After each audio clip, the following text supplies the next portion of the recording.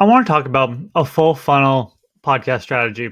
And what I mean by that is most people expect to go on a podcast and then there's going to be leads driven from that podcast. Well, that can most certainly happen.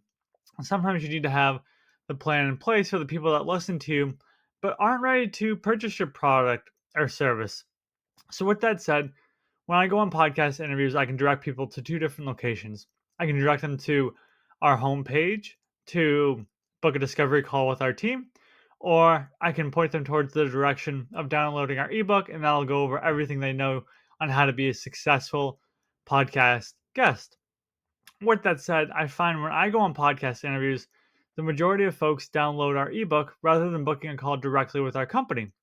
This isn't to say that people don't book a call directly with our company, but rather I find that people will sign up for our email list. And you could imagine people are learning about yourself for the very first time. Maybe they're not ready to commit to a call yet, but they are able to put in their email. So, with that said, now that you have their email, you're gonna want to use an opt-in. You have your lead magnet set up, your opt-in. And for our opt-in, what I did is I went on Google Analytics. I found the top 10 trafficked articles on our website. I took those articles. I hired someone to write an ebook for us and just make it look nice and professional done because I know if these are the top 10 trafficked articles on our website, then these are the articles that people are reading. So why not write an ebook talking about those articles and make it look very nice and professional? So I have that ebook as my opt-in. Now I use ActiveCampaign, and you can use any number of email service providers, but you go on ActiveCampaign, you put in your name, you put in your email, then you're going to be put on a drip campaign. What the drip campaign means is that every day for about, I believe it's 5 to 7 days, you're going to be getting an email automatically from our company.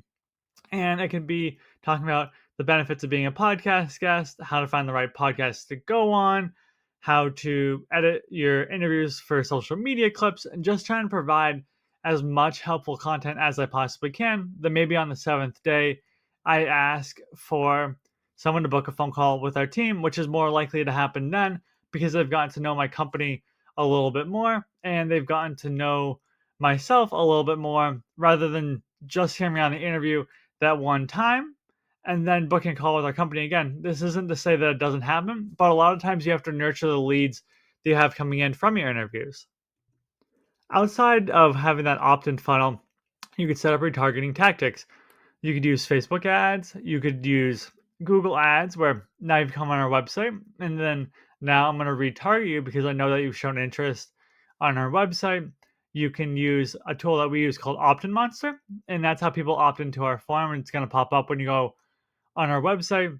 And with Opt-in Monster, there's some really cool tools that you can use. And one of the tools is I can target people who have been on our website a second time, a third time, fourth time. Obviously, that person who comes on our website a fourth time, they're going to have a higher intent to book a call with our company that someone has just going onto our website for the very first time. When it comes to podcast guesting, you want to just have this full funnel strategy in place because, again, you might have an interview today and someone's just not ready to commit to purchasing from you or a company or booking a call.